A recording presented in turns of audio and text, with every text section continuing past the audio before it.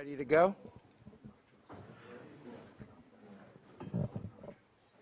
Sam, we're good? All right. Let's go ahead and we're going to attempt to continue item 6.4. We had just tried to open it up for public comment. I want to make sure that we reopen it up just in case. Is there any comments from the public on this item? I see no hands in Zoom and no one moving in the chamber, so I want to bring it back to the board. Again, we wanted to provide direction. One of those directions was to continue with getting those signs up and continue with the creating that policy to make it a predictable policy of what happens during those times. I'd love to make sure that we have our library hours and our peer support hours written in those. That way it's easy to just automatically put it out there. One of them was to continue looking for grants.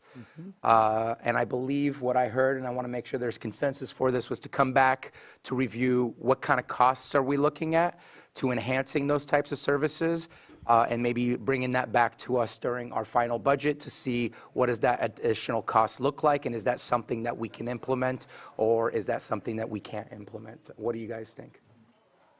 Yeah.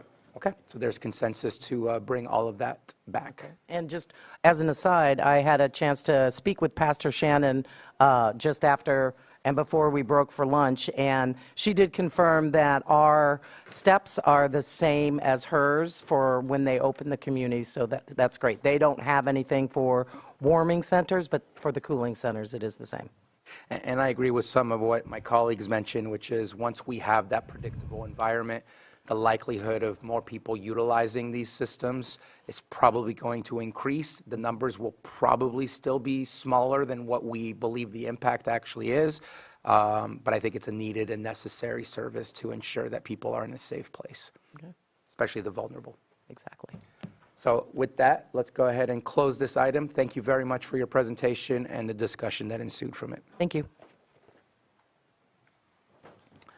We are going to move on to our 11:30 a.m. item, consideration of an agreement in the not-to-exceed amount of $691,068 between the County of Lake and SLR International Corporation for analysis of effects of proposed Scott Dam decommissioning. And welcome. Good afternoon. Good afternoon, Supervisors. Matthew Rothstein, Chief Deputy County Administrative Officer. I'm very pleased to be joined by both Glenn March, our Public Works Director, and Patrick Sullivan, our Treasurer Tax Collector, who served on our consultant selection panel for this item. As your board is aware, earlier this year, the County of Lake was awarded a $700,000 grant from the California Department of Water Resources to conduct an analysis of potential effects of PG&E's proposed decommissioning of Scott Dam. RFP 2432 was issued by the county seeking qualified firms to conduct this analysis. Two proposals were received by the submission deadline. University of California Cooperative Extension's proposal, prepared in collaboration with UC Davis, had a cost of $449,751 and proposed assigning 2 water management lab master's students to develop modeling under the supervision of 2 PhD staff. And SLR International Consulting's proposal provided for more than a dozen highly qualified and experienced contributors in consideration of the very aggressive study timeline. And their proposal carried a cost of $691,068. And as your board will appreciate, both of those proposed costs fall within the budget provided by the California Department of Water Resources grant. A consultant selection panel was convened to review the proposals pursuant to county policy. The consultant selection panel unanimously found SLR International Corporation to be the most qualified firm and most prepared to meet the scope of services in an appropriately timely manner in this case. Panelists cited the depth and range of qualified personnel that would be devoted to undertaking this project as a determinative factor, and one panelist noted that SLR had staff encompassing a greater range of specialty areas, for example. And SLR likewise proactively anchored their proposal to FERC and other regulatory timelines, and panelists felt that demonstrated solid understanding of the purpose for which the information being developed would be used. Bottom line, UCCE had presented a proposal with significant points of strength and we were really deeply grateful for their and UC Davis's interest in collaborating with the county on this study. However, the consultant selection panel had greater confidence that your board would have the information you needed to appropriately engage in proceedings related to the proposed decommissioning of Scott Dam by working with SLR in this particular case. And that's why we made the recommendation that we did that's documented in your memo. And Lake County's Treasurer Tax Collector, Patrick Sullivan, who served as a panelist, is going to add a couple of further details regarding the panel's considerations. Thank you, Board. So first, I wanted to state that we really appreciate both proposals that were submitted. The SLR proposal, as stated, was broader and more expansive in the areas it would cover. They proposed bringing in technical experts that spanned all the areas associated with dam removal that the county was interested in. And also, importantly, they are a neutral party. It was clear from looking through their materials and speaking with them that they had not worked on any aspect of the Potter Valley project in the past, had no connections to other groups involved. So they also fit that important need, that they were not otherwise affiliated with this project in any other way. They definitely demonstrated an understanding that the county was looking for in-depth analysis across a variety of scenarios. They're looking, for example, at things like the seismic stability concerns associated with Scott Dam, power generation, fish passage, sort of a broader set of circumstances and scenarios. We had invited, as part of the RFP, to expand and enhance the scope of work, and we definitely felt like they did that. They were able to step forward and identify other areas of concern and look at a bigger picture. I would say that they also demonstrated past work on prior dam removal projects and really seemed to understand the FERC timeline and how this work and study would fit into it. University of California proposal was narrower in scope. I mean, definitely well qualified and really valuable data is being proposed, but it does not have the same breadth as SLR from the committee's perspective. It does not touch on all the points of interest that the county has related to the study. And so, considering it was cheaper, but I'd also note it just seemed worth it to pay the additional cost to get that more comprehensive study that spans those additional areas. So that's just a little more background on how the committee reached its decision. So as noted in the memo attached to your agenda, staff does recommend that your board approve the agreement in the not to exceed amount of $691,068 between the County of Lake and SLR International Corporation and authorize the chair to sign. And notices of the intent to award that agreement were distributed Tuesday of last week, August 6th at 9 a.m. At 8:31 this morning, Matthew Barnes of University of California Cooperative Extension submitted a written protest. And typically, if we have a little bit more time before the board meeting, those would be reviewed by the assistant purchasing agent or purchasing agent and can then be appealed to the county administrative officer. However, given the late hour, we invited Dr. Laura Garza, who is here to present the protest, and also Dr. Samuel Sandoval Solis of UC Davis is in Zoom, and they can speak to the University of California Cooperative Extension's protest so that your board may then ultimately choose potentially to proceed with consideration of the agreement today. So following remarks regarding UCCE's protest, also we have SLR consultants ready in Zoom, and they can provide a high-level summary of the work encompassed by the proposed agreement if it pleases your board following UCCE's remarks. Dr. Please.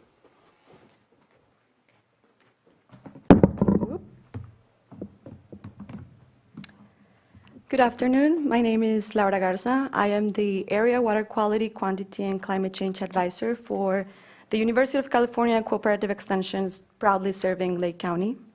Supervisors, I stand by you to formally protest and request the reconsideration of the decision to award this project to SLR International Corporation. I believe that the proposal submitted by UC Cooperative Extension, or UCCE, presents a far more detailed and technically sound project to present to the FERC proceedings on July of 2025, but also aligns more closely with the long-term commitments for Lake County. Here are some of the supporting statements. Number one, expertise and community ties. UCC's mission is to support the communities that we serve as we bring a unique advantage with our deep ties to Lake County.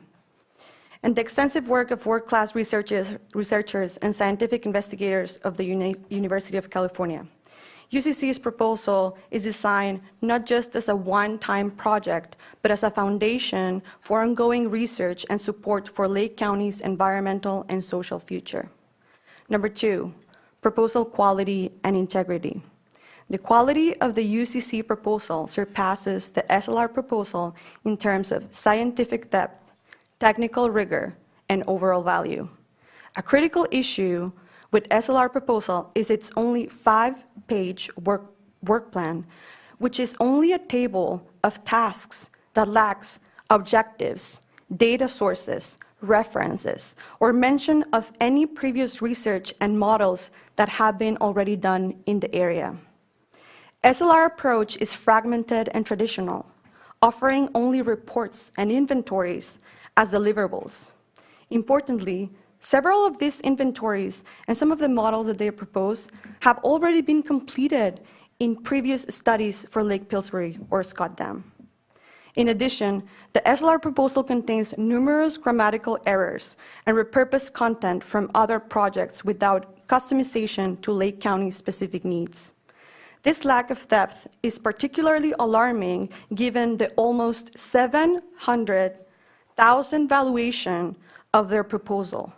This oversight suggests that SLR may not have invested the effort in researching, understanding, and committing to this project nor to Lake County. In contrast, UCC's proposal value at $450,000 is grounded in scientific rationale, with clear integration of bridging the already existing models and diverse data sources. We use peer review methodology to provide holistic and well-informed understanding of the dam removal impacts. It also provides a comprehensive suite of deliverables, including a decision support system, adaptation strategies portfolio, and in addition, our proposal includes significant components of community engagement, ensuring that the voices of Lake County's residents and stakeholders are heard and integrated into the final outcomes. These are tools designed to support Lake County's efforts to showcase in the FERC proceedings of 2025, but also to ensure long-term decision-making plans and needs. And third statement is the unequal opportunities of engagement. Another concerning aspect was found on Exhibit E from the agreement document between the County of Lake and SLR International Corporation. In this document, it shows that SLR Consulting met with the selection committee on July 3rd to discuss their proposal, but also to make adjustments and clarification directly with the selection committee, while UCC was not given a similar chance to discuss their proposal, despite requesting clarification of any questions on June 12 and on June 14th. This disparity in opportunities raises questions about the transparency of the selection process because all bidders were not given equal opportunities to engage with the selection committee. Given the significant advantages that UCC proposal offers in terms of effects of the dam removal, community engagement, local expertise, cost effectiveness, and scientific quality, we respectfully request that the County of Lake reconsider this award decision. We believe that partnering with UCC on this project will be in the best interest of Lake County, providing not only immediate benefits, but also laying the groundwork for future collaborations. Thank you. Did we have more from Mr. Sandoval? Yes, here is Sam Sandoval, and if you can turn on the camera, so I think, allow me to turn on the camera. I don't know if that's possible. Okay, so there you go. There we go. Hi, my name is Samuel Sandoval Solis. I'm a professor and cooperative extension at the University of California, Davis. So, in terms of neutral, we've always been neutral. Whenever we've been working with any of the partners, we've never sided on one side or the other. Some of the credentials that we have had, and that I'm sure the consultants will have to review, is that we have done applied research related to the reliability of Lake Mendocino, Potter Valley project viability. We've also have worked with groundwater sustainable agencies in the area, and we have actually estimated the natural flows on the Eel River. I would like to put on the chat some of the pictures that you can see us actually in action. Something that I mentioned is that people don't care how much you know. People want to know how much you care. And in this case, with some of those pictures that you're going to be able to see there, we have engaged with the community. We have been there since early 2010s in this issue. In this moment, we are not asking for a special treatment or evaluation. We are asking to have the same communication and same opportunities that the consultants have given. We know the long story of extractivism from Lake County, from Mendocino County, by Yolo and Sonoma. We've been actually providing by us with your taxpayer money, we've been at the service of the communities. Here you have two people paid by the government that we are putting in front of you the services of your taxpayers to engage, to continue engage with the community. The one other thing that we are putting at we do know the system inside out. Like if you're asking how much is Pillsbury Dam, Scott Dam, Potter Valley, how much water is generated in the Upper Eel River, the Middle Fork, the South Fork, Van Dusen, we have done it. We know the system inside out. The one last thing that I do want to mention is that we are willing to provide not only a report, but open tools and information and a forum that will last longer in these issues that, as we know, water is very important. Water is the true gold of California. And what we want is that it is not only the knowledge and the tools and the services are not only available for you, but for the entire community to lay the foundation of the information, of the tools, of the data that will be put it outside, and that it can serve anyone, everyone in Lake County and in California besides our time in this project. So thank you for reconsidering it. And again, we're not asking for a special treatment, just the same treatment. Thank you. Thank you. Is there anything further from UCCE? Looking at you, Mr. Rothstein, were those the only representatives? I believe so. Okay. So yeah, those were the representatives from UCCE. However, we do have representatives from SLR also on the line and prepared to make a high-level presentation if it pleases your board. Well, let's make sure to give them some time to also speak on behalf of their submission. Okay, so Dr. Rathnaliak, are you there and able to introduce your team? Yes, I can. Hopefully everybody hear me, and I have my several key members with me, and they're all on the camera. I appreciate input provided by the Dr. Sandoval and also Dr. Garza. So considering, what we did, and I wanted to quickly give a minute of, who we are and what we do. And my name is Dr. Dharmi Ratnaike, and I have a PhD in water resources engineering, similar background like the two professors that we heard from.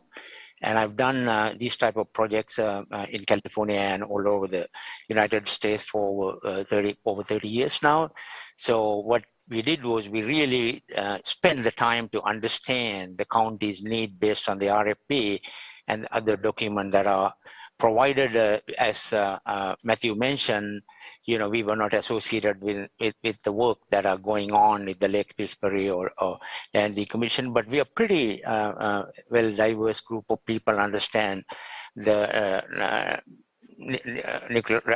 Power Regulatory Commission, NERC, Federal Energy Regulatory Commission, and California regulators who control power, and also have run into the PG&E's ability and expectations of how we do these things. So with that, I also wanted to give 30 seconds of introduce other people. We have Maria Loca. She is a registered geologist, understands geology, hydrogeology, and groundwater modeling aspects in the basin. Maria, if you are there, please wave your hand. And also we have Dr. Osman Perkin. He's a seismic and geotechnical expert who understands the dams and work exclusively on dam-related projects, and we are concerned obviously about the removal of the dam with respect to seismic aspects, slope stabilities, and other things. I think we haven't seen much of that information from the work applications we have reviewed that PG and E and their consultant submitted to the thing, and also so he will provide that expertise. I know you asked under your task 1 to provide any additional area that we think the county need to consider in terms of impacts. And we also have Brenda Peters. He's one of our NEPA experts, and who deal, NEPA is the federal government regulation that control permitting and aspects of various elements, just like the California Environmental Quality Act. So we see some of the areas of, beneficial aspects of, biological resources and others that we need to take a closer look at how PG&E has addressed those. And also we have Mo Bazagani. He is a waste material management expert and also cost estimation expert. We have our in-house data and other data we are going to use in terms of providing an economic analysis, which is really an important aspect we have discovered from the RFP and the conversation we had on July 3rd. And so we know PG&E doesn't have a whole lot of plan about what they are going to do with the material that are generated from the demolition and decommissioning of the dam, other than loosely mentioning some of them. But what's left in the county is going to be a responsibility of the county, and there is costs associated with that. And similarly, we have our alliance partner, California Certified Veteran Administration Business, who does a lot of community outreach, stake outreach work, Steve Longoria. And he can provide the community aspects of that. He had done similar work, and we have bilingual capabilities in our team. So all of that team, and there are other team members that are not in the in the meeting here today, we selected specifically to address the RFP requirements of identify the impact. What are the good options for mitigation strategy? We have the excellent capabilities of hydraulic modeling applied to over 50 dam decommissioning projects, inundation studies, and other things. So we bring out all of that experience for you to do that. Can you go to the next slide, Maria, please? Yeah, so I think, I already mentioned about this. We know what you asked in the May 3rd RFP, and we have addressed all aspects of that and looking into the true effects and how that's going to impact the county.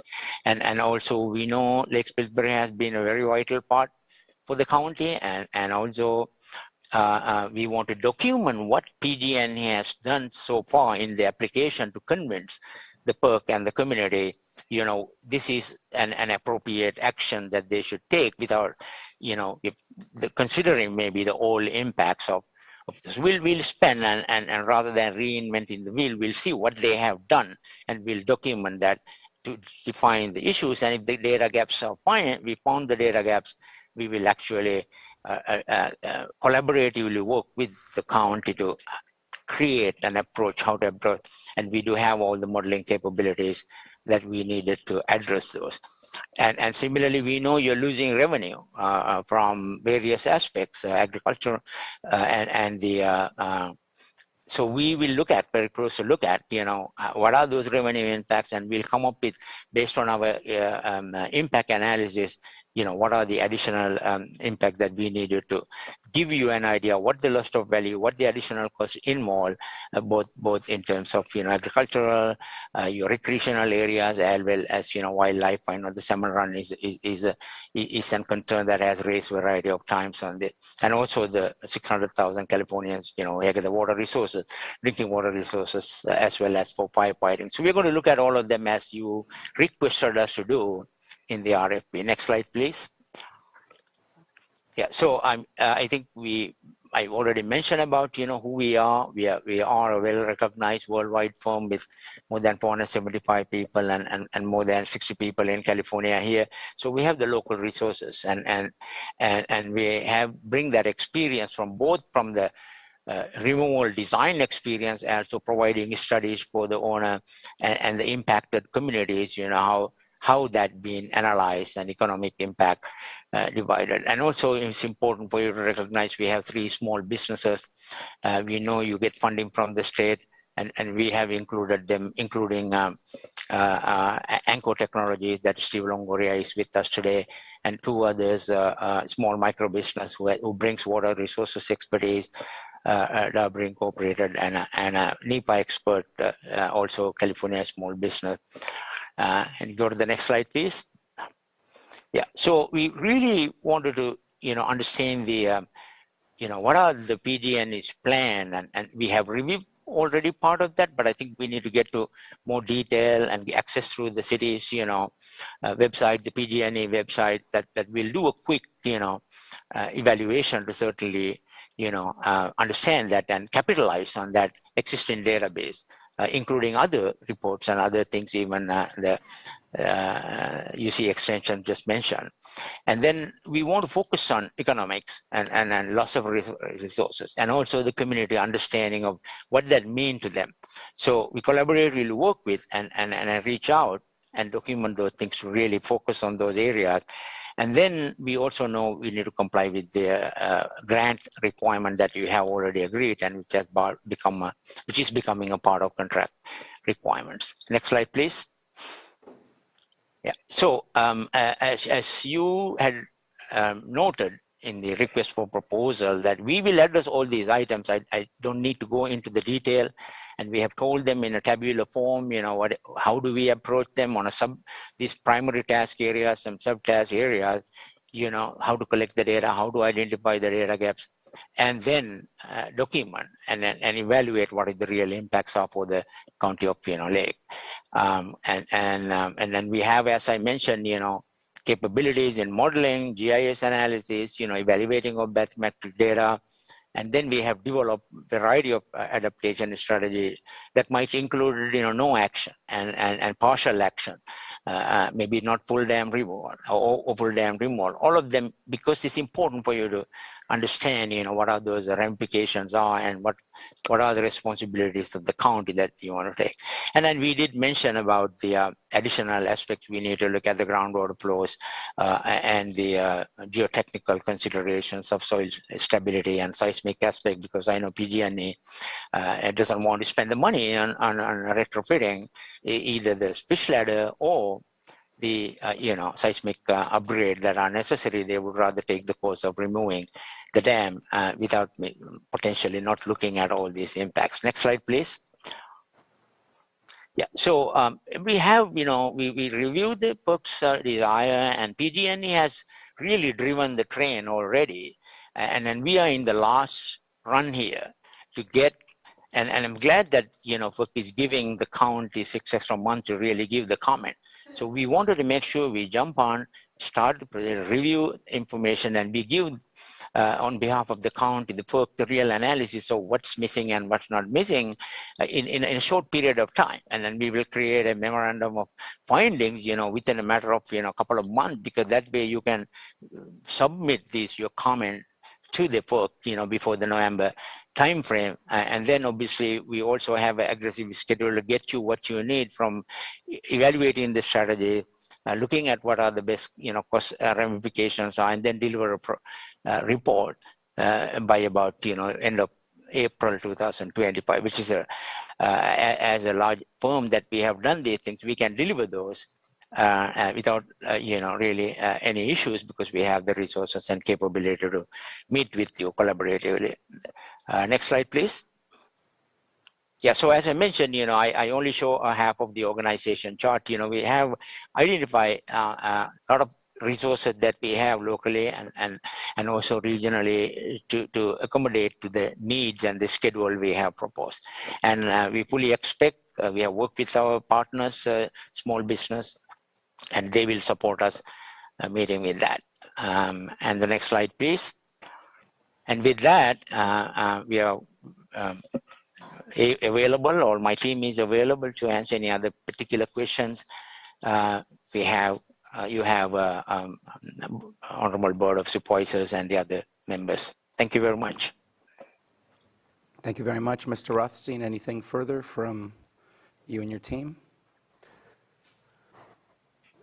So I think the team's primary goal is to support on any questions that the supervisors or anybody else has in the meeting. Yep, I appreciate that, and we'll get back to the board. First, I want to check in. Sorry, Mr. Rothstein. Is there anything further from your team? Yeah, so I do have just a couple of comments, and primarily, so the consultant selection panel did an initial review that was based on the proposals only, and the consultant selection panel unanimously scored SLR as the highest ranking firm. So we met with SLR additionally and not with UCCE separately because as of how those scores were tracking, SLR was clearly the top-ranked proposal. So in scenarios, if any red flags had been encountered, for example, in that meeting that had suggested that it may affect the panel's decision, we certainly would have engaged to a greater extent with UCCE as well. But the follow-up meeting with SLR was more toward development of our agreement with them because they were already the top-ranked firm. So I wanted to provide that clarification because there wasn't a difference in process in a sense. We did weigh both proposals equally with the consultant selection panel. Since there was a clearly top-ranked proposer, we had a subsequent meeting just to check everything out and make sure that the proposal was clear to move forward. Appreciate the clarification. Anything further before we bring it back to the board?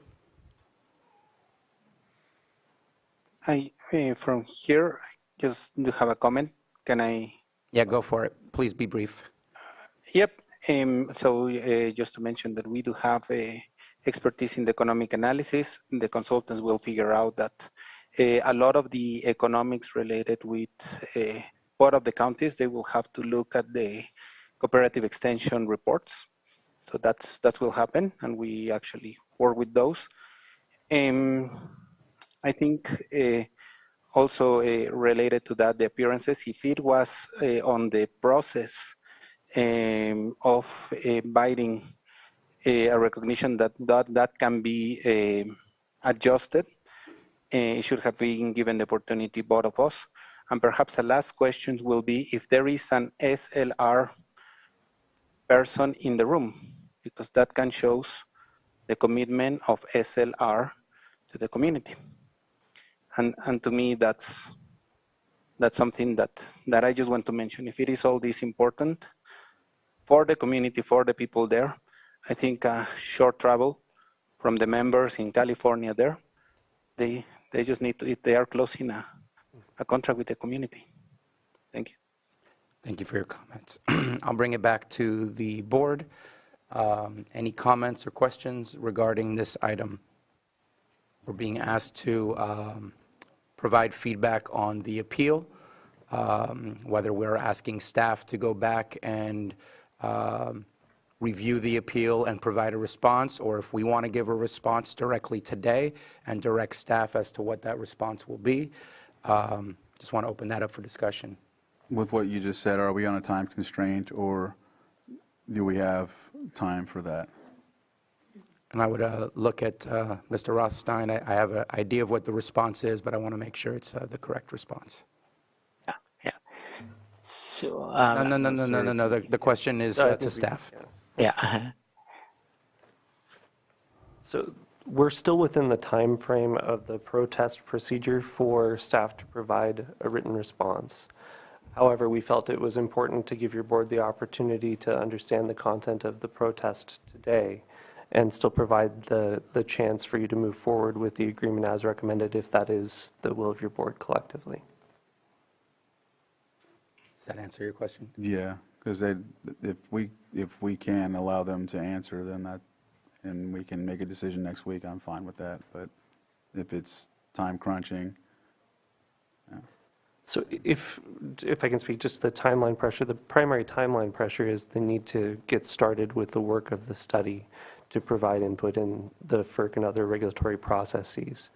So right now it would be gathering background so that we're ready when the FERC process initiates, when PG&E files their application. Patrick may have additional comments. Yeah, I would also add just the nature of these two proposals were quite different. SLR, at least from my understanding, is proposing looking into a number of other areas and a number of other issues that the UC Cooperative Extension was not. It's a different set of experts, a different set of studies that are being proposed. So I don't know if there's any further clarification of that, but I guess if staff was going to be looking to a further response, I'd be wondering, are we essentially saying, can the UC proposal cover all those same areas that the SLR proposal is? And what are we looking for? And if you don't mind my clarifying, I think he was asking, can we postpone, give you the ability to respond on your own to this appeal, and then bring it back to the board? That's my only, that's my only question. Yeah. Any other comments? Supervisor Green? Yeah, I like the suggestion. I know there's a need for speed, but this is a multi-year thing, and a one-week delay I don't think is going to put us at substantial risk of being non-responsive. And I do notice the county reserves the right to select multiple contractors, so although neither of these are really tailored to work together or have even phrased the issues necessarily in the same exact set of work plans, I think they're both speaking some of the same language. And one reason I might buy that week and at least take a look at this is if there's anything to fault with this, it's perhaps the overbreadth of the study. And I know they are hitting all the check marks on the RFP, and I know the RFP was scoped broadly by intent to meet the grant criteria. But there are some Lake County impacts that interest me a whole lot more than, say, modeling of water supplies downstream, which is not to say that water supply in other communities is not important in Mendocino and Sonoma counties, and that the grant we received would allow, if not require, some modeling to address that. But that to me is not the center of this. So taking an extra week just to get a formal response to UCCE out of respect, and to maybe encourage just a little informal meet and confer to say, you know what, this is a big thing. And so while we do have an immediate need for a short-term contract so we can be responsive to FERC, and I agree with the analysis that the recommended action probably is closer to that, we also have need for long-term management strategies that UCC is a trusted partner. And so I'm looking for a win-win here, and I think a one-week delay may help us examine that. Supervisor Green, I don't want to Hold on, please. With all due respect. Hold on. Okay. Yep. Hold on. We're discussing amongst the board right now. So, could I, Vice Chair, please. So my reasoning is procedural. You know, just the fact that they put a protest in and just to look at it. But when I look at the situation at TACT, you guys made a decision after looking through both.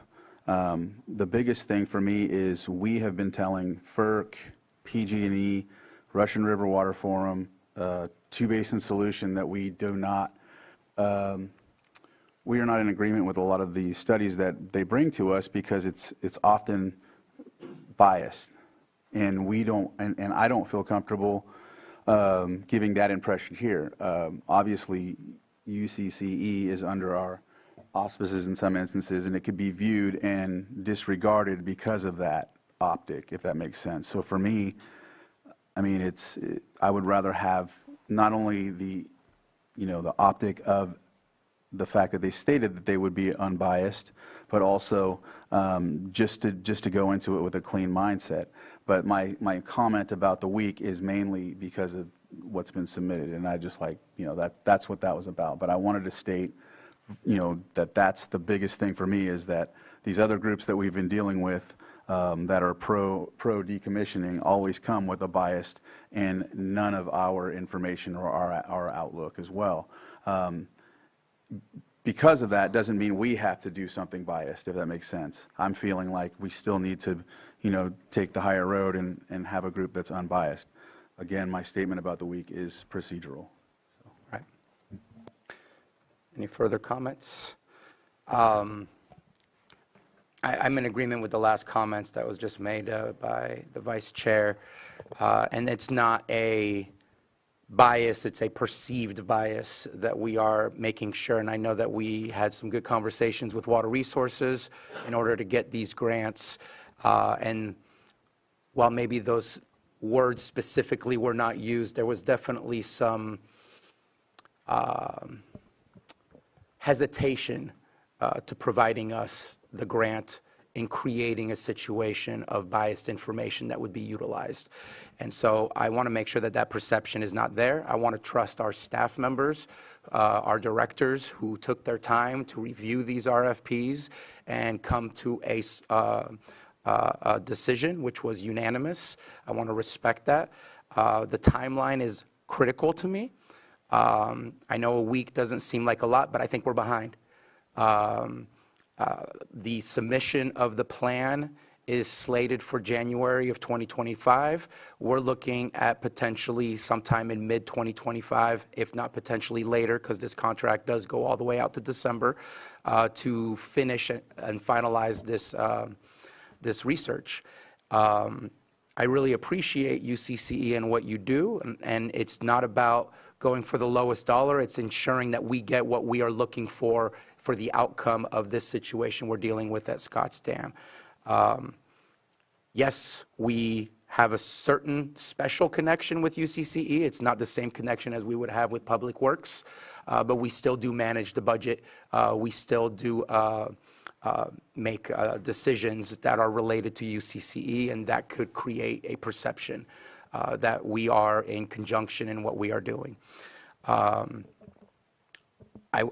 I would like to bypass that week because I think the outcome is the same, and just make the decision and help staff and direct staff to respond to the appeal. I will say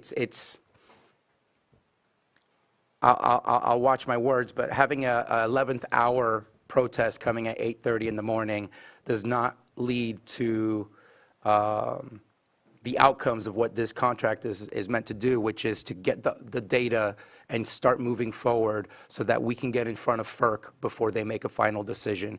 I really wish we could have had this on Friday. I really wish we could have had this on Monday to really give us the time. But to receive this at 8:30, I know you're not our Department of Lake County, but I feel like we're publicly having a little bit of an infight today, and it's kind of embarrassing me.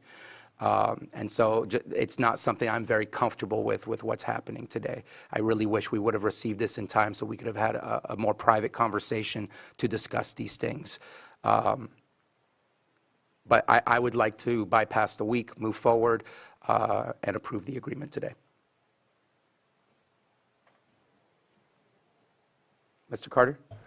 The one part I wanted to bring out within the protest procedures is that the appeal needs to state the specific alleged violation of law or alleged material irregularity. So your board would need to make that determination whether it even meets the criteria of being able to be appealed versus just we like our presentation better or proposal better than the other. But that's only if we agree with the appeal. The appeal has no merit unless you find that it stated there was a material irregularity, et cetera. Otherwise, the appeal doesn't have merit and wouldn't even be considered. I appreciate the comment. Supervisor Simon? Yeah, I appreciate it. Obviously, I appreciate the relationship with UCCE, and I did have a conversation with Stephen that I was reached out to with one of our local representatives, about this contract as we move forward. I appreciated the clarification that you gave earlier to Matthew on the second conversation and the update that happened.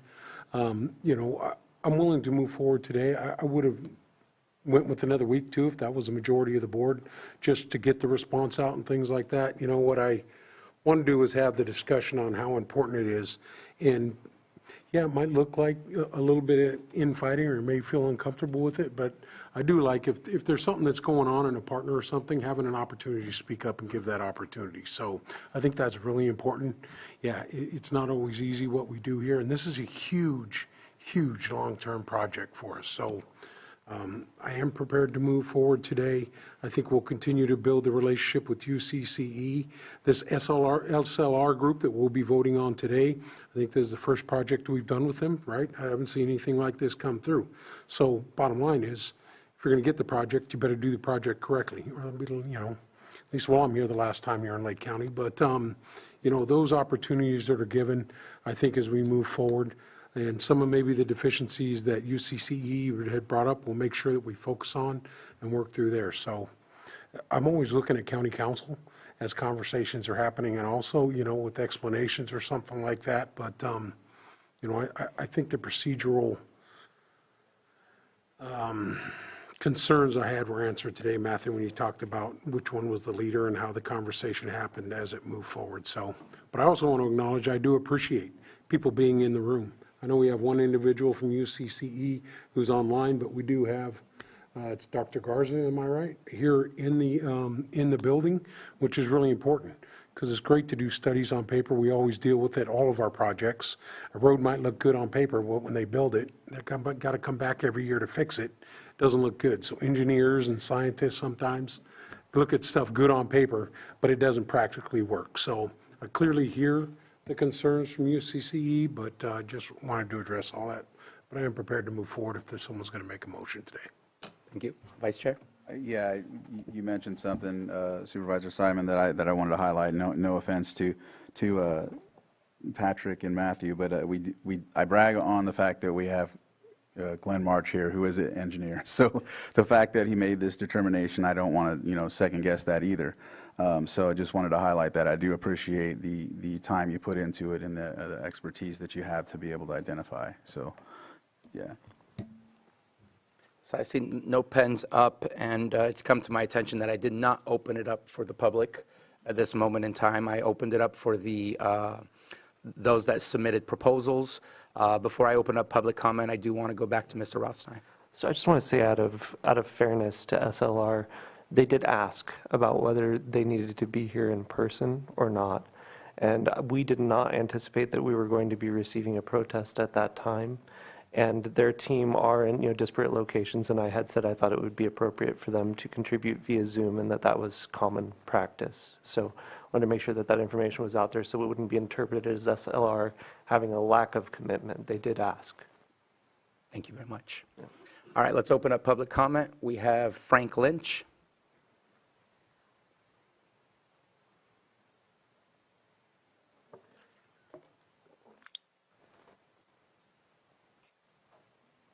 Hi, can you hear me? Yes. Hi, first and foremost, I want to thank the board and staff for all the time they've been putting into this. I very much appreciate it. And I also do want to state that I as well have respect for UCCE. I've dealt with them in the past, and I know that you do very good work. But I do have faith in your staff in making their selection on the consultant to be chosen.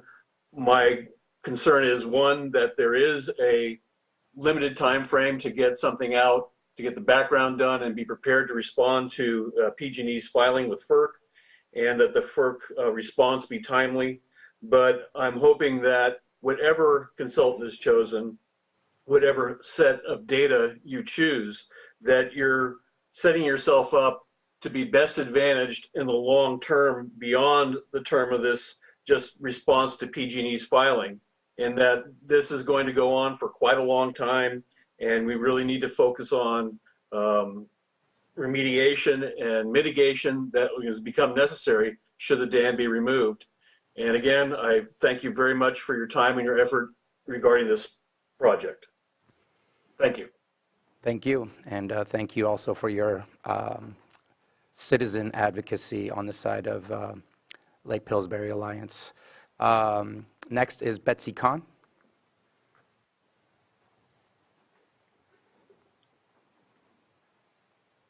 Thank you, Mr. Chair. I just want to speak as a member of the public because of the fact that this protest was lodged at 8:30 this morning, there is no documentation for the public to review, to weigh the merits of considering UCCE's protest. So I hope that, regardless of your decision, I hope that the documentation from UCCE will be made available to us so that we can consider what other possibilities might be available from UCCE in addition to the decision you make today for the selection of the consultant. Thank you very much. I appreciate your comment, and I know that was part of the discussion this morning. The protest letter was put in on Granicus, so if you reload your Granicus and the agenda, you will see that as one of the attachments that was put up this morning before 9 a.m., I believe. We also printed out some copies here for those that are in the chamber to be able to access that same letter. So it is available and made public, and we appreciate that. Appreciate your comment. And I see no further hands up in Zoom.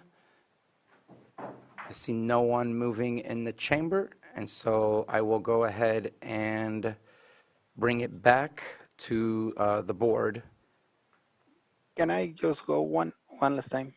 At this point, I want to bring it back to the board and see where we stand. So thank you, but at this moment, no. You have Mike Green. Supervisor Green. Yeah, just a point of clarification. So although a couple comments, protest was not timely received, but process-wise, we're halfway through a protest hearing. So to the extent we're going to stick to our guns and say this was properly handled, was there a notice of intent to award letter or a formal bid opening? And what was the date of the letter? The notice of intent to award was sent Tuesday of last week, August 6th at 9 a.m. And so the last possible point at which to submit a protest would have been 9 a.m. this morning. So it was timely filed. And just to speak to the earlier comment, I believe the protest letter has been posted to Granicus. I believe the question, just as my questions, applied to the substance of both of the bids. I'm assuming the bids would be public record at this point and could be posted later. Yes, they would be public record at this point. All right. So if we are in receipt of a timely protest, then within 72 hours of the receipt of that appeal, we shall provide written notification to the appellant of the determination.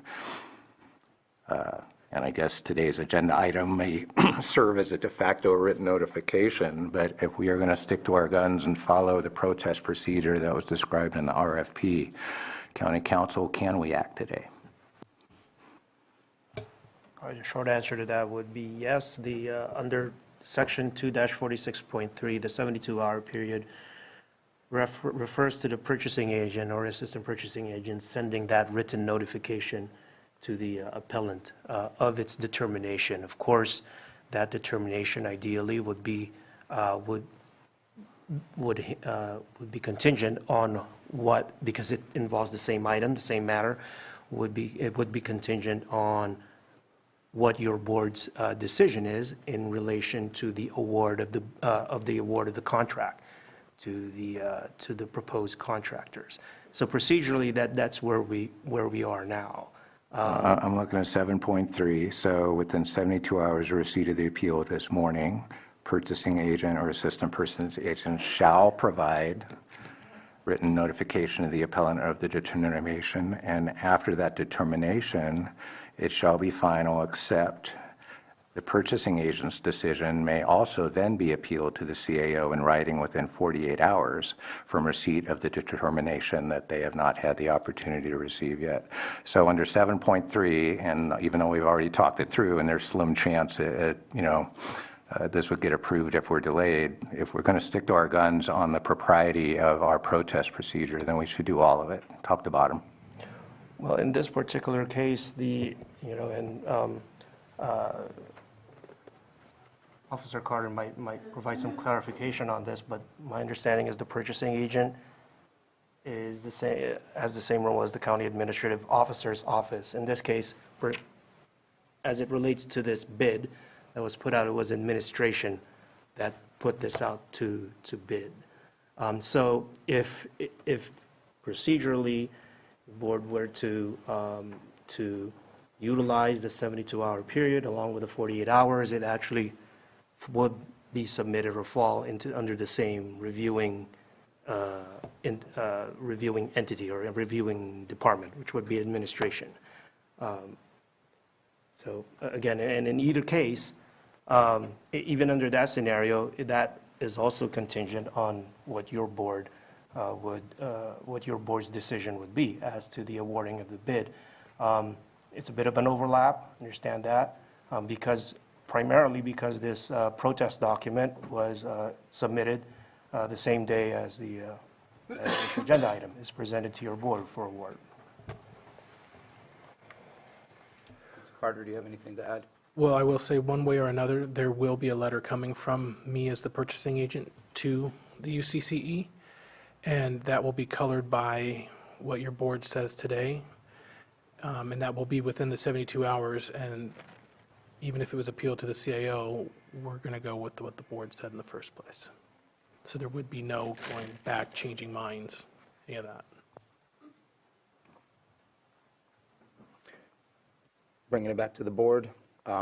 Sorry to look at you, Vice Chair, but I know this is in your district. This is a project that we've been discussing for a while, and just kind of looking to for you to take the lead on how you would prefer the board to take action. I do appreciate Supervisor Green's comment. It is important to follow those specific procedures, but I think County Council and CAO Stephen Parker has given, I don't want to say junior, has given us enough to move forward. So I'm ready to move forward. Okay, then looking for action. So motion to approve the agreement. Mr. Guantovano, do we need to first deal with the appeal before moving forward with the agreement? I'm sorry to interrupt, Vice Chair. In this particular instance, procedurally, since the county code, the reference county code sections designates the response to the purchasing agent / CAO administration, essentially, the response would come from that office. And so for your board's purposes, no response to the bid protest would directly come from your board. It would actually come from the administration. Of course, conceptually, it hinges, it is contingent to what your board decides on as it relates. So I'm paraphrasing that if we have a motion to approve the agreement, it is also a direction to staff to respond. Is there consensus for staff to respond to the protest letter saying that we are moving forward with the agreement with the SLR? Prior to a vote, yes. Yes. Okay, looks like you have that direction. And Vice Chair, again, I apologize for the interruption. So I move to approve the agreement in the not-to-exceed amount of $691,068 between the County of Lake and SLR International Corporation for analysis of effects of proposed Scott Dam decommissioning, and authorize chair to sign. Second. We have a motion and a second. All good? All right. All in favor? Aye. Aye. Any opposed? No. Motion carries. Thank you very much. We're going to move on to our 6.6 item, public hearing, consideration of Planning Commission's recommendation to approve Valley Oaks tentative subdivision map extension, SDX 24-01, to extend subdivision SD06-01, located at 18761 Hartman Road and 18196 and 18426 South State Highway 29, Middletown, lots 24, 36, and 51. And that's APN numbers 014260-51, 014260-36, and 014-260-24. And Director Turner, floor is yours. Thank you. Mireya Turner in a totally wrong spot. This is throwing me off. Director of Community Development. What you have before you today is a request for an extension on the Valley Oaks subdivision map. I will turn it over to Assistant Planner Max Stockton to present our staff memo. Thank you. Good afternoon, Supervisors. This extension has been requested by Valley Oaks Partners as their third and final extension, and they would like to extend their extension for 2 more years, pending your approval. This project was originally approved in 2018. The first extension came in the year 2020 for 2 years. It was then extended again on October 5th, 2022 for a period of 1 year. And now before us, we have a third request. The Lake County Subdivision Ordinance, Section 17-22.9B, allows for the subdivision extension for a period not exceeding 3 years. However, the California Government Code, Section 66452.6E, allows for that extension for a period or periods not to exceed 6 years. The aforementioned section of this California Government Code allows the proposed subdivision map extension beyond the 3 years. As stated in the Lake County Subdivision Ordinance, up to this total of 6 years. Therefore, the county may be more restrictive, but may also be reasonable and allow flexibility, so long as we do not exceed the California Government Code. Valley Oaks has an application currently submitted with the Planning Division for their Stage 1 of the final map.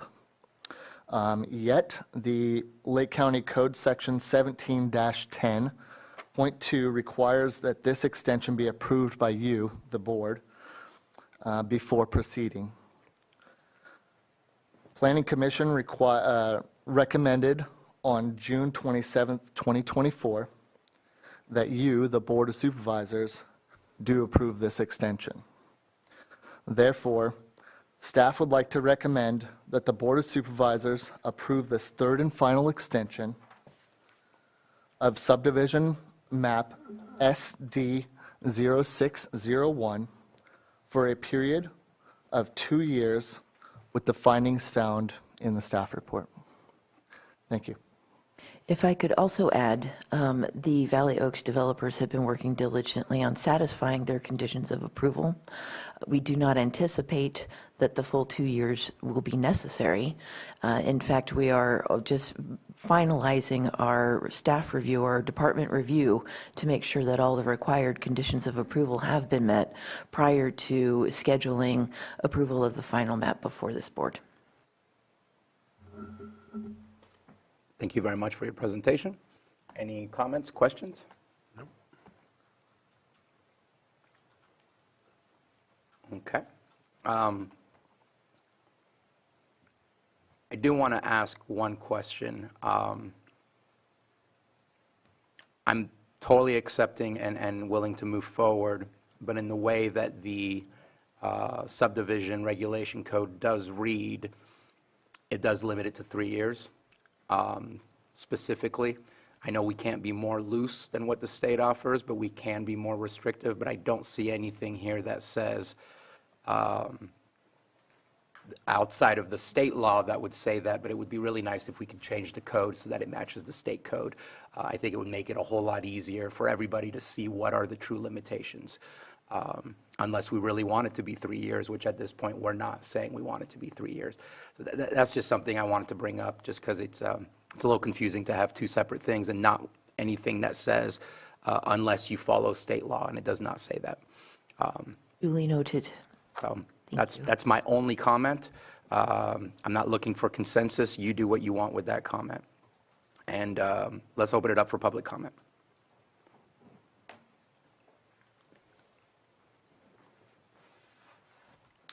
Good afternoon to the board, to staff. My name is Rick Took. I'm a land use planner for Farella, Braun, and Martell here for the applicants.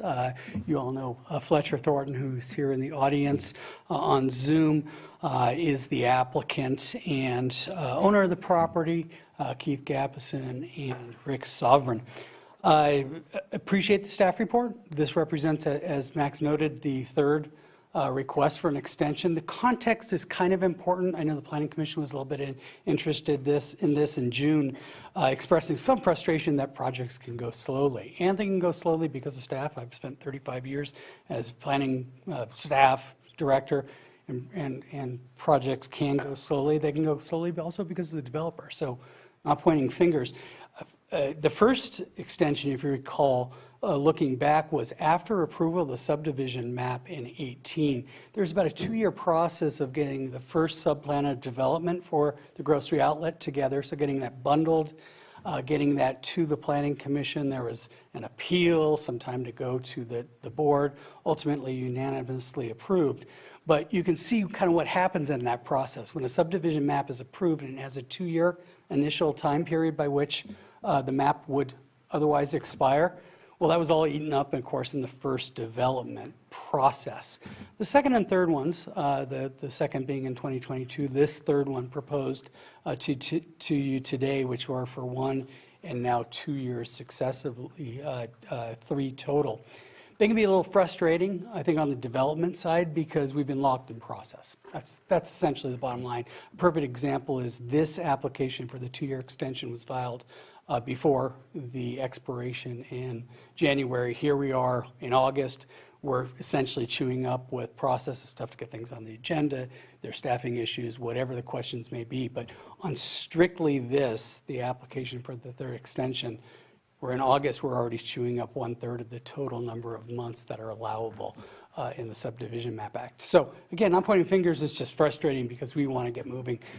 All of that said, what's critical to ownership is that, and we've said this before too, the final map, which will allow for recordation of the map and a parcel that the grocery outlet sits on top of, allows that to be transacted. And with that transaction, the capital that is acquired from that work is then rolled into the next phase. So that's why it's so critical that we get the map, the final map, agendized first with the Planning Commission, and we'll be seeing you soon, hopefully, crossing our fingers, on the final map. That's our intent. I just learned from Mireya just a moment ago before the meeting started that it's their intent to move as quickly as possible. That being said, we heard that there's potentially issues. We'd love to know what they are because we've been in this process for a while. I was hired on in November of 2021 to get the process rolling, so plenty of time to talk about if there's any issues. We'll be thrilled to take that phone call or even run up here for a meeting on Friday, the day after internal meeting. If there's something that needs to be submitted, we're willing to get it done quickly. So that concludes my remarks. If you have any questions of us. At this moment, it doesn't appear that we do, and so if we do, we'll call you back up. Thank you very much. Let's continue on with the public comment.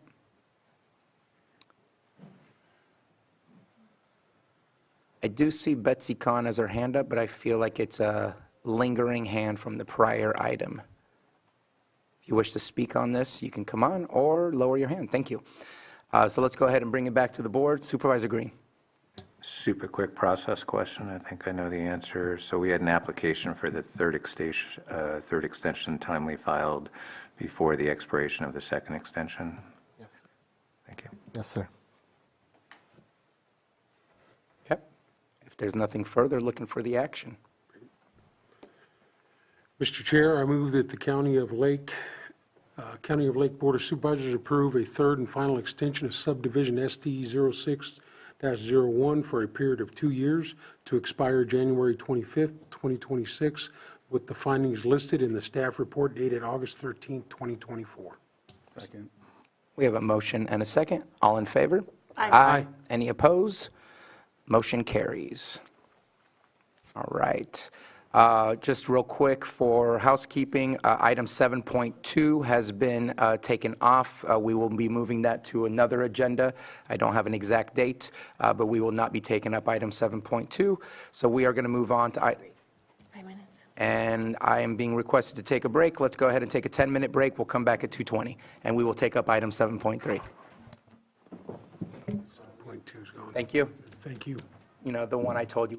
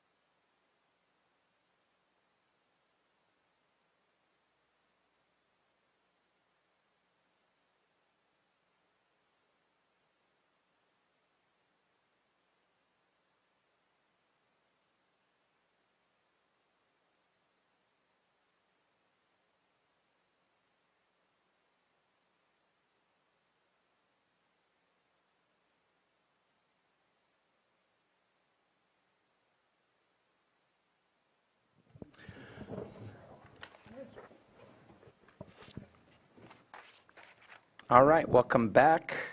We are going to continue where we left off, which was item 7.3, consideration of update on status of activity for Proposition 64 grants, cohorts 1 and 3, for illegal cannabis abatement and internal policy development in progress. Director Turner. Thank you. So this item, we're excited to bring an update to the board regarding the activities that have taken place to satisfy the tasks that were approved within two separate illegal cannabis abatement grants, cohorts 1 and 3.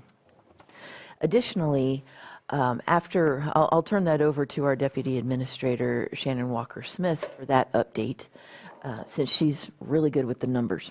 And she'll walk you through both the tools that we have procured to assist our staff in illegal cannabis abatement. Then I'll take back the microphone and cover a couple internal policies that are currently in development that will provide us with additional transparency in those activities as well as protecting staff. I'll turn it over to Deputy Administrator Walker-Smith. Thank you so much.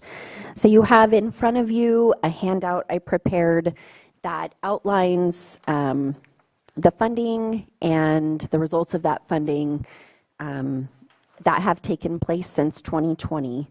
So in October of 2020, we were awarded a Cohort 1 grant. It's funded through Proposition 64 funds through the Board of State and Community Corrections, or BSCC. Patrick Sullivan was the original project writer and project director of that grant in the era prior to Director Turner. And that was a 3-year grant. The budget for that grant was $996,173, so almost $1 million over 3 years.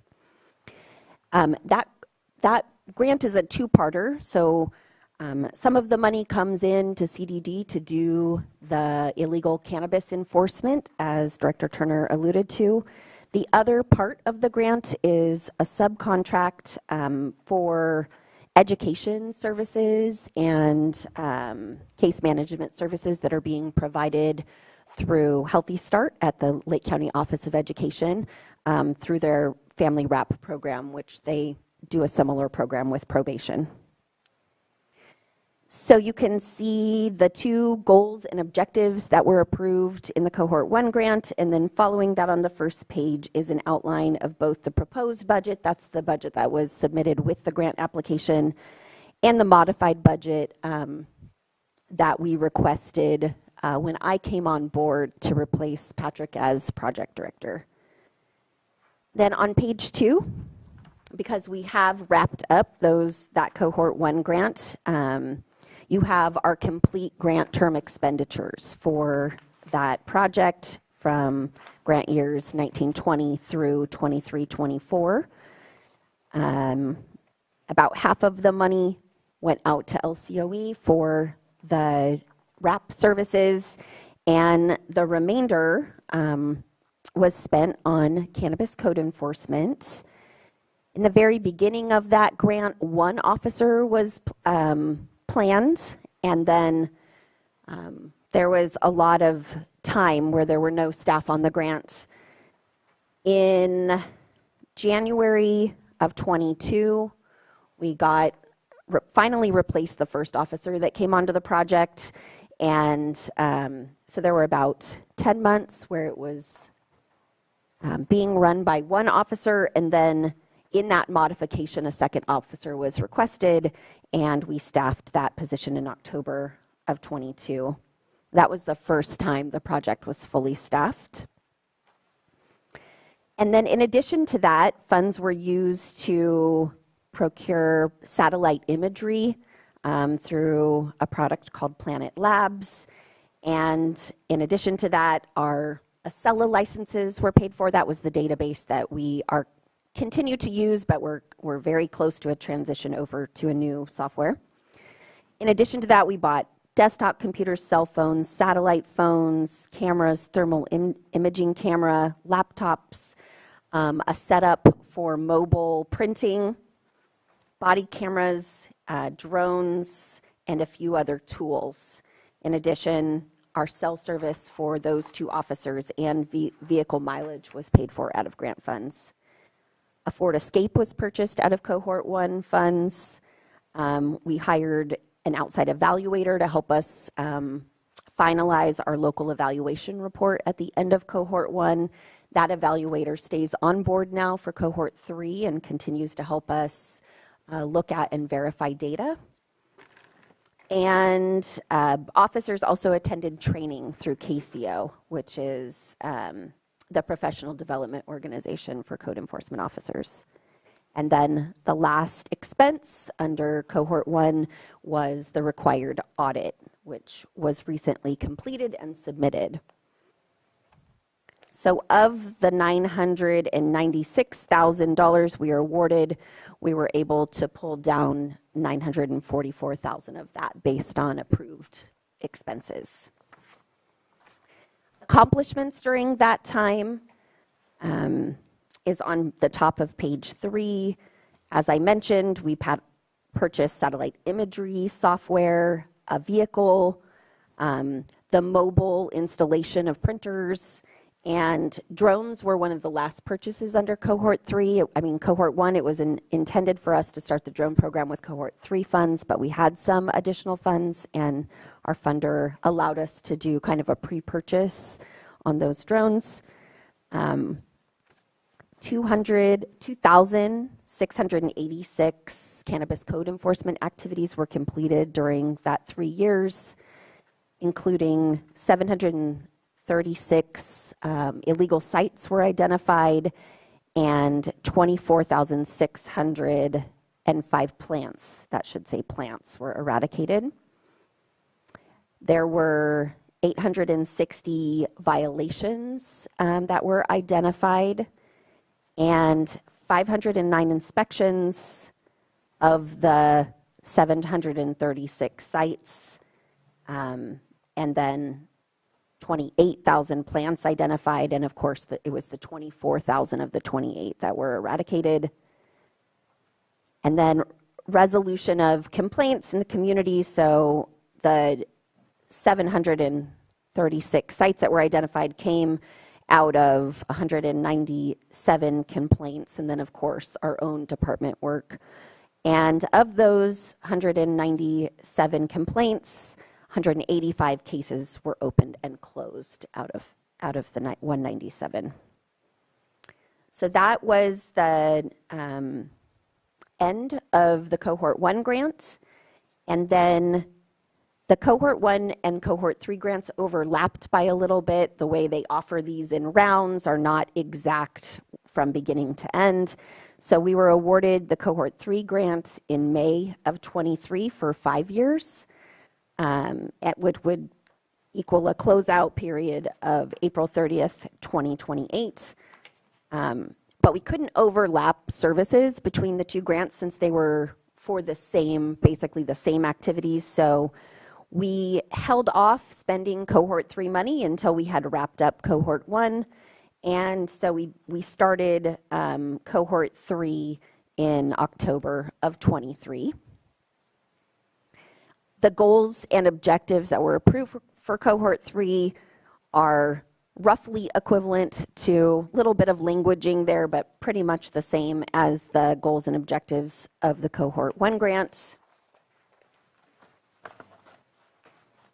On the next page, you'll see both the proposed budget for that 5-year grant in the column labeled budget, and then in the next column where it says prior expenditures, it's really just indicating that these were expenditures through this reporting period, which ended on 6/30. So of the money that is budgeted, the grant will continue to fund 2 cannabis code enforcement officers. We have also added in Cohort 3 a full-time office assistant to support those officers' work, and that person mostly handles phone calls and does mailing. The grant will continue to support needed equipment, replacement computers, drones, Kevlar vests, laser measure uniforms, office supplies, etc. A second code enforcement, cannabis code enforcement vehicle has been approved to be purchased with cohort 3 funds, and that vehicle is on order. We continue to work with an outside evaluator to look at data on a quarterly basis and verify, especially with the County Office of Education. So that outside evaluator works with both CDD and the County Office of Education to help us compile and verify quarterly reports. Additionally, through these funds, these funds are one of the major reasons we were able to move to contract with OpenGov, which will be our new database for all 3 divisions in CDD. A large chunk of the original contract, the implementation money, kind of the outset money that happened or was required through that contract, was paid for out of these funds with approval from our funder. So Acela has been inadequate for code enforcement, as I know you guys are aware. We're very excited that we're about 9 months into the implementation, 8 months into the implementation of OpenGov, and code enforcement will be the first division to go live, and that will happen next month. And that will give us increased transparency, increased ability to track cases and do quality case management, as well as provide the data for the reports needed for this grant. In the other category, that again is mostly training. Our officers are undergoing drone pilot certification. And in addition to that, the training will include additional KCO modules and EPA training. And then there will be a required audit at the end of this 5-year period as well.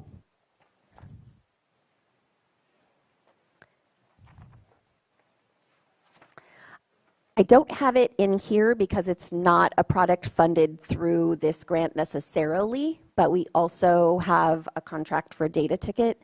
That's our third-party collection service, so that once we have that product ready to roll, which is just basically pending approval on policies and procedures with the auditor's office and with the tax collector's office, that will give our cannabis code enforcement officers another tool to use so that we can administer the fines that are outlined in our ordinance and have the support that we need to actually collect on those fines. So that is another tool that our officers will be able to add to their toolbox.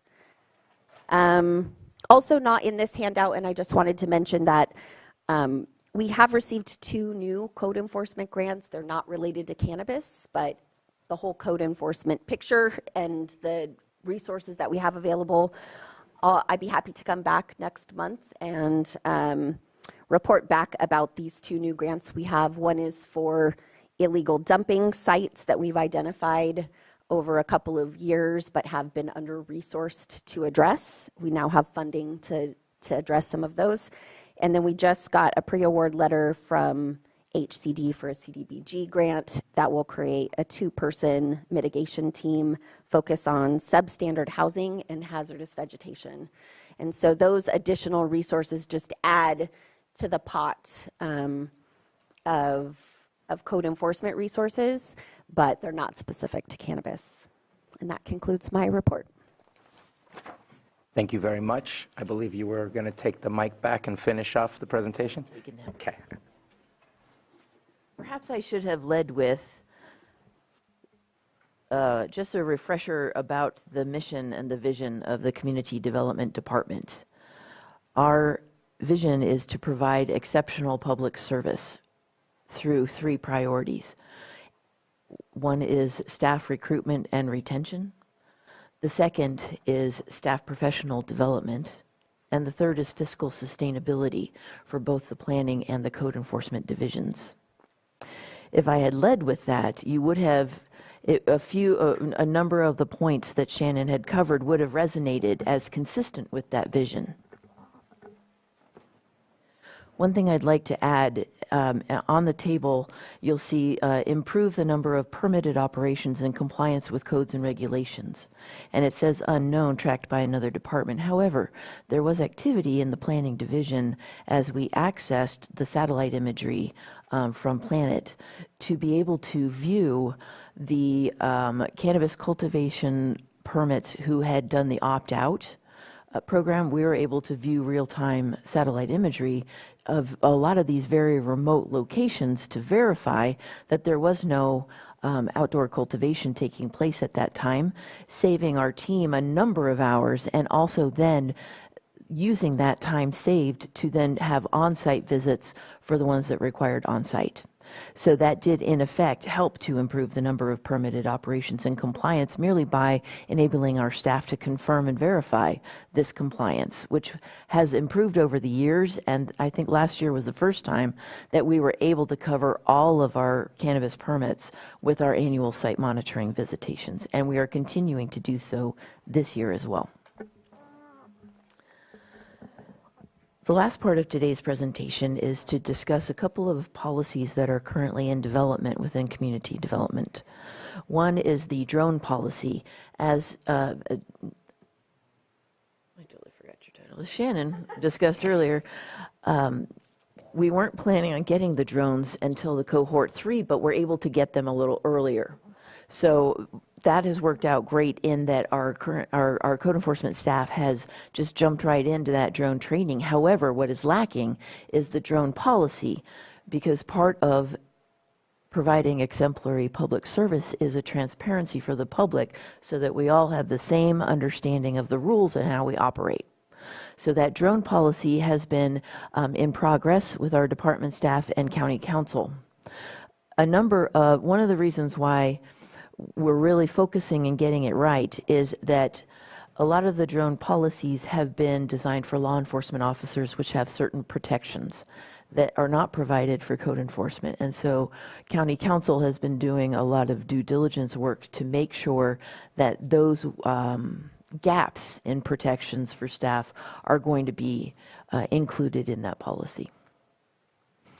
The second policy that is currently in the review stage, or the actual data gathering stage, is a body camera policy. I would like to see this instituted for all members of our staff that provide on-site visitations with members of the public. We're currently gathering, we have a staff services analyst acquiring examples of different body camera policies from different jurisdictions so that we can make sure that we're able to customize it to then meet our needs. The purpose of having this policy in place would then be to provide that transparency to the public of our activities, as well as a protection of our staff that will support retention of staff.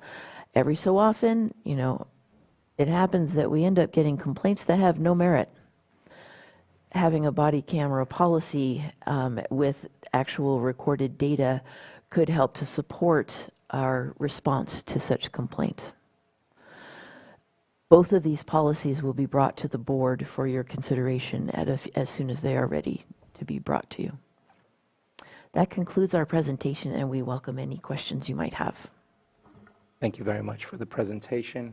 Any questions, comments from board members? Supervisor Green.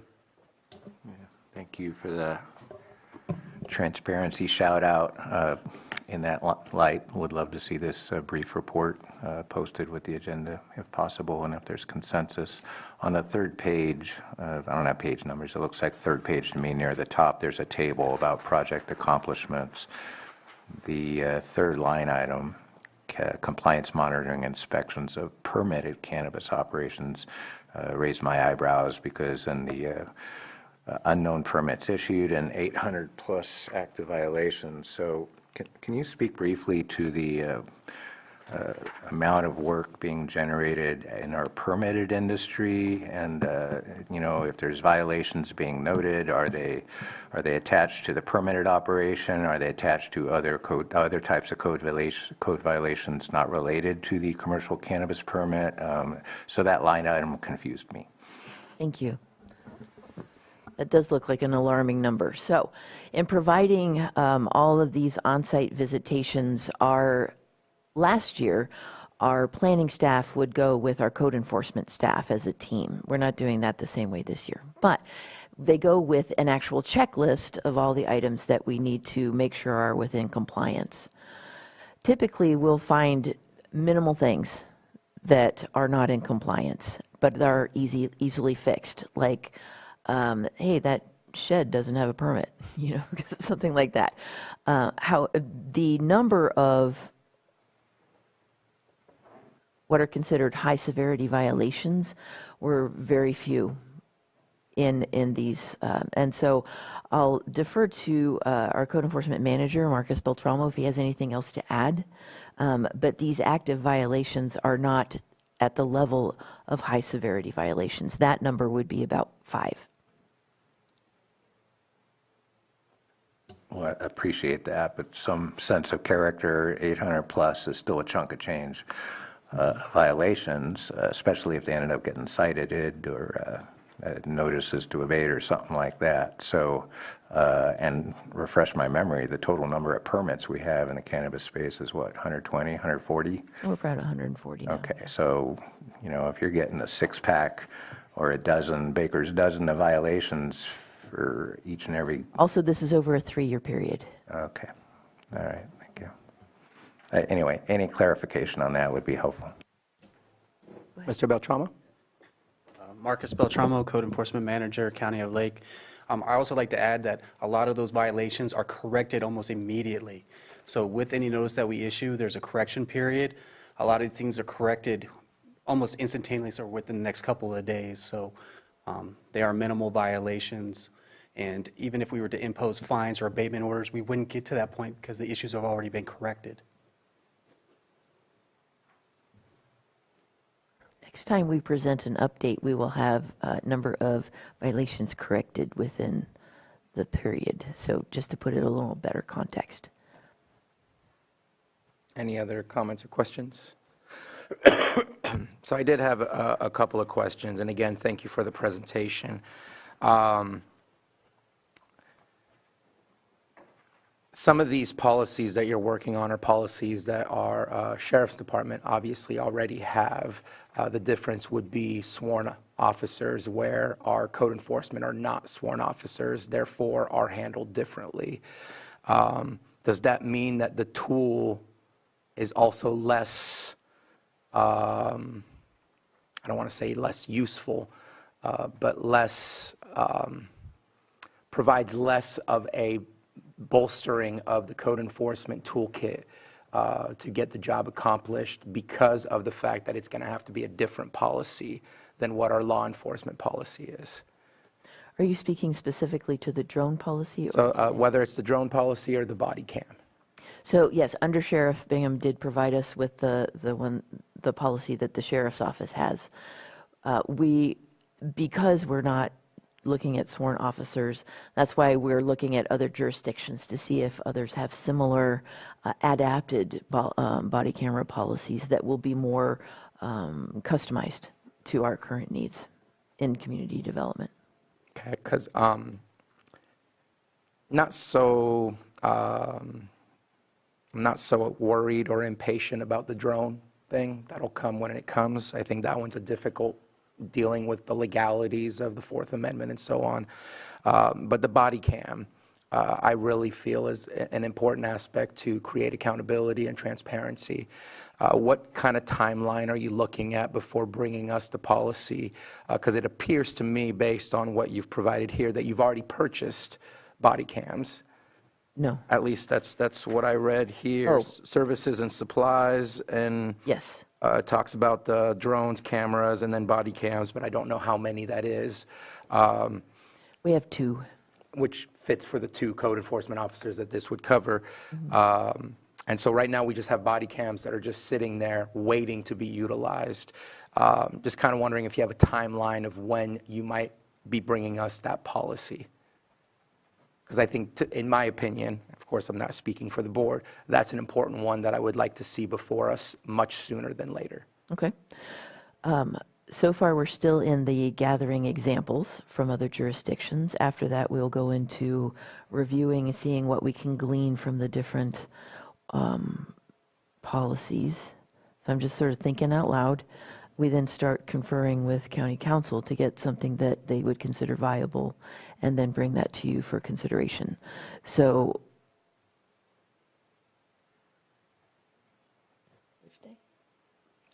90 days? Maybe 90 days? October 1st? No, that would be November 13th. Thank you. We will go with that. So I don't know how the rest of the board feels, but to me, that's an important item for the safety of our officers. And I agree. I've reviewed body cam stuff in the past.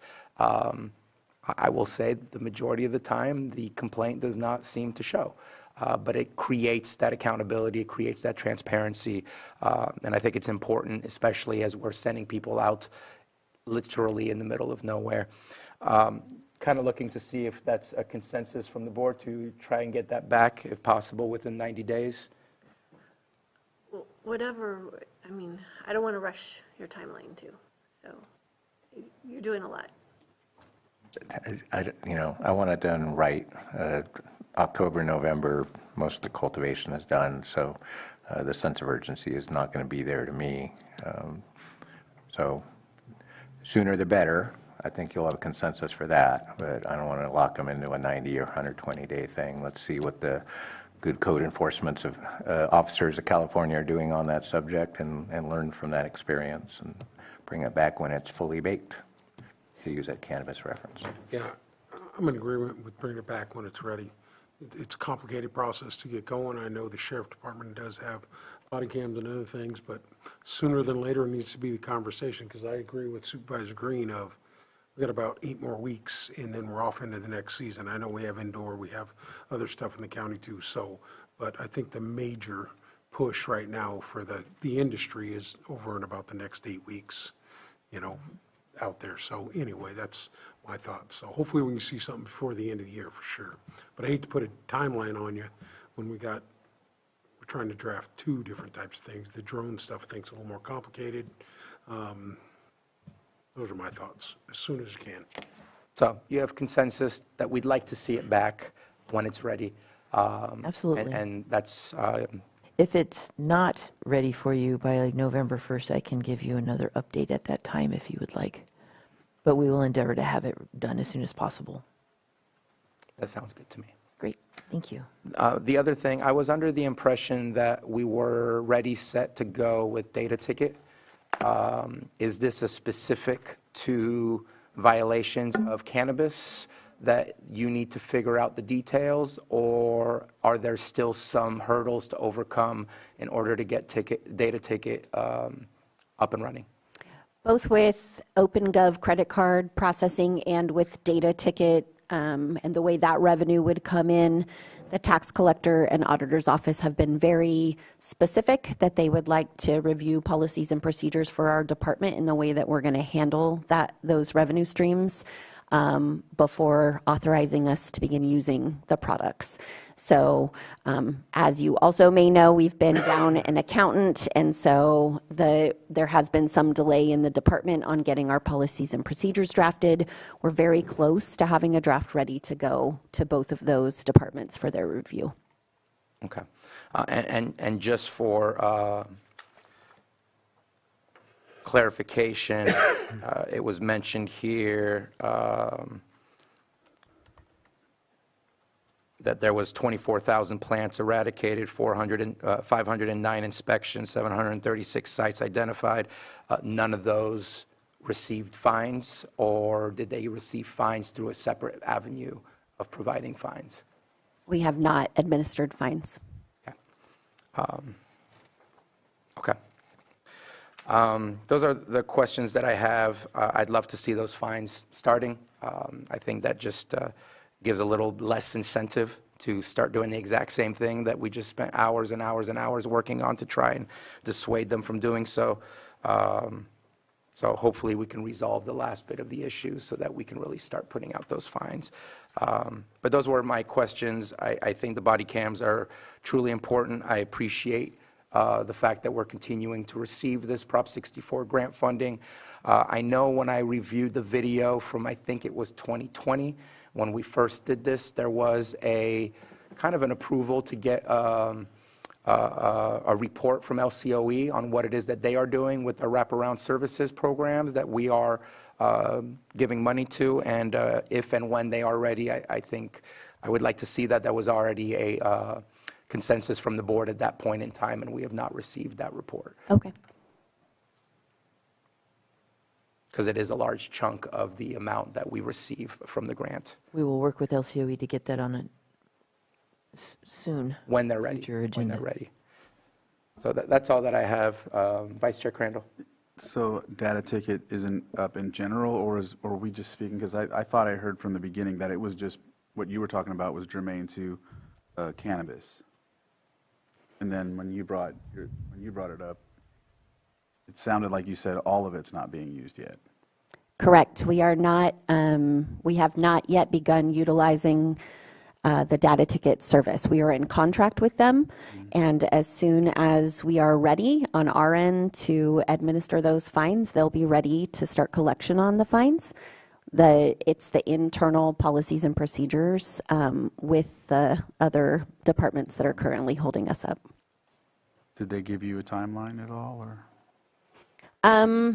It's with us right now because we have been understaffed in our finance department. It's been difficult to develop the policies and procedures for how we'll handle new revenue streams without an accountant. So we have an accountant now, and we're working. We have drafts of those. They need just a little bit of tweaking, and then they'll go upstairs to Genevieve and Patrick for their review. Thank you. Any further questions or comments? Let's go ahead and open it up for the public. Anyone wish to speak on this item? We have A on Zoom. If you can please provide us your name. I believe I remember, but I don't want to assume. Thank you, Mr. Chair. Angela Amaral. A couple questions or for clarification. Can cohort grant funds, are they or can they be used for abatement? And then also, there was reference made to the number of cases closed. When is a case considered closed? Is it after full abatement when the property is, there's no longer anything, no violations on the property? Is that when a case is closed or when the plants are eradicated? If you can clarify. Thank you. Thank you very much for your questions. Is it possible to respond? Yeah, absolutely. We close a case when violations have been resolved, and sometimes there's just a plant violation on a case, and sometimes there's multiple. We have sometimes closed a case prior to full abatement, meaning leaving behind sometimes some materials, especially if the site has been abandoned.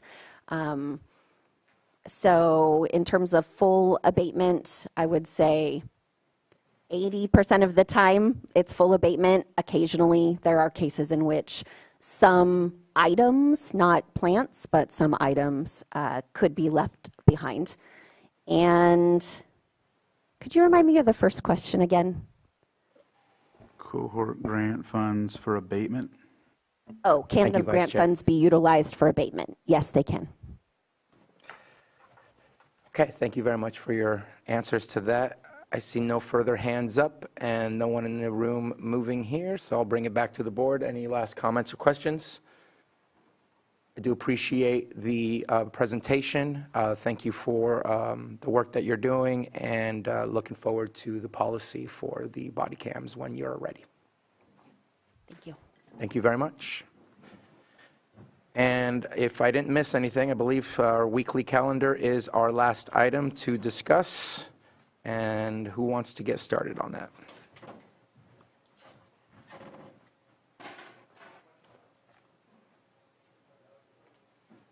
Supervisor Green.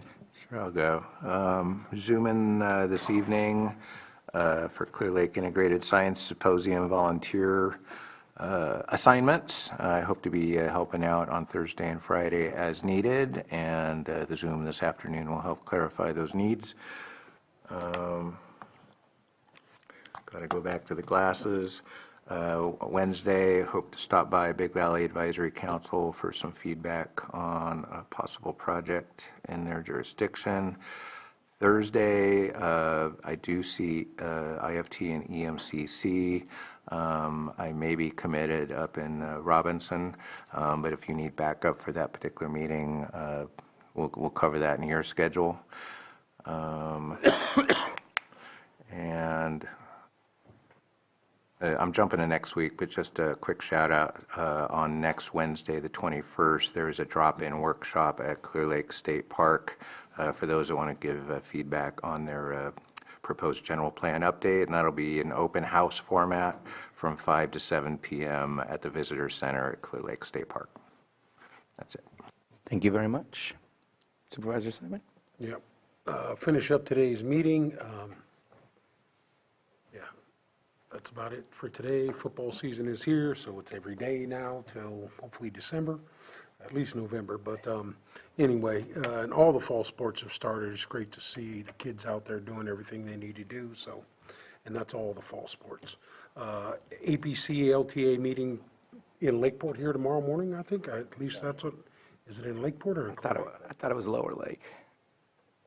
On my invite, I saw it at Lakeport too. Oh, it is. City of Lakeport Council. City of Lakeport tomorrow.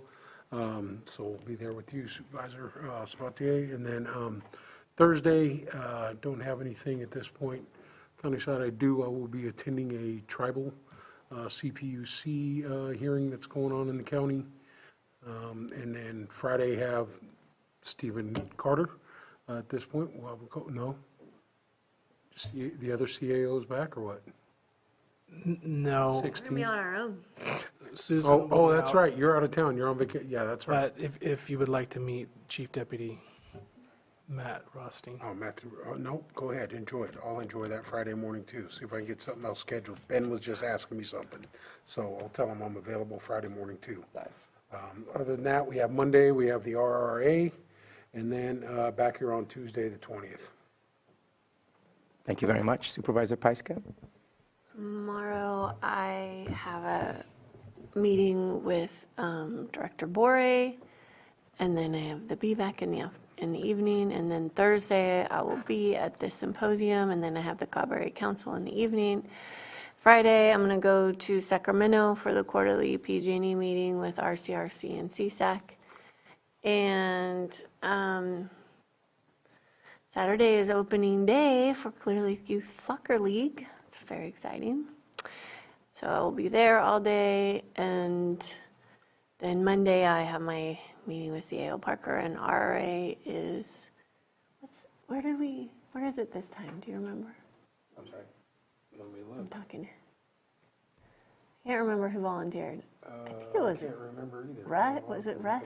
No, that was last time. My password thing just changed, so I can't get in there. So we'll wait for It just came the. up right at the end of the meeting. Well, the agenda will get posted soon. Oh, that's it. Vice Chair Crandall?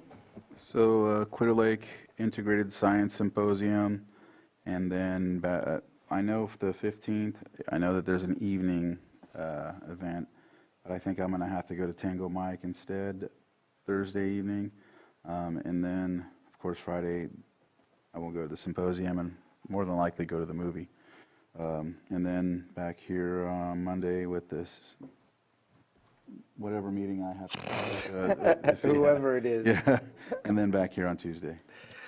Thank you very much. I just want to describe one of the meetings that I had last week.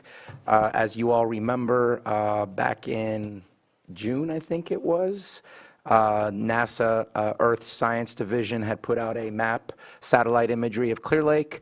I reached out to Congressman Thompson and asked to be connected with NASA's Earth Science Division. We were going back and forth, wanting to have a meeting together, and we finally had it last week. Water Resources Director, Dr. Upadhyay, and the Program Manager, Angela De Palma Dow, was at the meeting as well. We received an official apology from NASA. The people we spoke with were not even aware that those articles were being put out. And so they said they need to work on their communication on their end, and that they will reach out to us before putting out further information about Clear Lake to ensure that they are looking at it from an educational purpose, an informational purpose, and not just putting out information that might be interpreted in many different ways. So hopefully that's the way that it functions from now on. But that wasn't the main reason for the communication with NASA, though we wanted to make sure and let them know that there was an economic impact based on those satellite imagery, as we all received calls from hoteliers, and especially our water resources team, saying that reservations had been canceled due to the quote-unquote, from many of the newspapers, around the toxic view of the lake, which is not, that was not necessarily the truth. There's a lot of chlorophyll in the lake at that point in time. In that conversation, we gave them a brief history of the lake to let them understand the ancient lake that we have here, the volcanic soils that surround the lake. We gave them a biology lesson and a geology lesson of the area, and they were very fascinated with our lake. I am attempting to connect them with the Blue Ribbon Committee to see if they could become a federal partner and representative on that committee. And they are very excited to want to continue discussions about how to be a partner and collaborate with Lake County and how to deal with our lake and the algae. This is obviously a problem that we're seeing worldwide. And while I may have been pushing an exaggeration a little bit, I told them that Clear Lake is the canary in the coal mine for climate change and the impacts to water. We're seeing algae in the oceans, we're seeing algae in the Great Lakes, but our lake is so ancient and so shallow and has high phosphorus soil surrounding it that any changes in climate are going to be seen here first and foremost, and whatever they learn from here in solutions are solutions that will work elsewhere, trying to entice them to stay focused on us. So great conversation to be continued, and hoping that there is that connection to the Blue Ribbon Committee. For this week, I'm going to be meeting with Greg Folsom, who's currently the interim CEO of Lake County Chamber of Commerce. Then I'm going to be running over to Lake APC and LTA. Thank you for correcting it and that it is in Lakeport. Then on Thursday, Hope Rising Governing Board should be meeting. I haven't seen an agenda at this point yet, but I will try my best to be at the EMCC meeting due to the importance of the conversation regarding what appears to be the ambulance ordinance that we've been working on for a while. Hopefully we can get to that sooner than later, because I do have another meeting with Pallet Shelter. They are a tiny home contractor. They are contracted with the state of California. I met with them over in Tampa during the NACO conference. Was very interested, and because of them having a contract with the state of California, it is a decreased cost in getting them involved in what it could be another one of the puzzle pieces in the many solutions we need to deal with homelessness. As you know, the governor did put out a push with a threat of our finances being impacted if we do not start dismantling encampments. I know that that was definitely made more as a directive towards more urban areas, but I want to make sure that we're doing everything we can to meet the needs of those that are on the streets, to decrease the burden of health issues, the burden of economic issues, and just help out with all of that. So continue that conversation. Later that day, I'll be meeting also with the new dean of Woodland Community College for the Lake County campus, who also oversees the Calusa Center, Dean Ebenhock, and we'll be meeting with her over at Lake County campus to discuss some issues, not issues, but just to discuss Lake County and the needs of Lake County. One of the things that I will be bringing up, I got LTA reached out to me to try and figure out, can we have a conversation with Woodland to continue that free college student ride? And so that will be one of the points that I will be bringing up. Then I will finish off that afternoon with a Lake County Continuum of Care Strategic Plan committee meeting to continue the work that the COC is doing, and finish that day off with the Clear Lake City Council meeting. That Friday, I will be at Robinson Rancheria to learn as much as I can about the lake, or continue learning as much as I can about the lake. And in fact, myself and Vice Chair Crandall will be making a presentation regarding Middle Creek restoration. I believe that one will be at the Hebematol site for the Clear Lake Integrated Science Symposium, but looking forward to that presentation as well. And following week, I will be meeting with the Health Committee from CSAC to discuss some of the activities that I'd like to see happen in the NACO Health Policy Steering Committee that I'm the vice chair on. I'll be meeting with our CAO to discuss our Tuesday meeting, and then I'll be back here on Tuesday to conduct the meeting. And that is all for me. That concludes, or from my calendar, that concludes all of our items on our agenda today. Just want to remind everybody, we already took up 8.1. I asked our vice chair if any action was taken, and no action was taken from 8.1, and it was during one of those breaks. Just wanted to repeat that just in case that didn't come through. We did have some technical difficulties today. Thank you for everyone's patience. Thank you, Sam Houston. Thank you for Jake Renke for working so hard to try and make sure that this meeting can be concluded, and so we can move on. Outside of that, our meeting is over. We'll see you next week. Take care.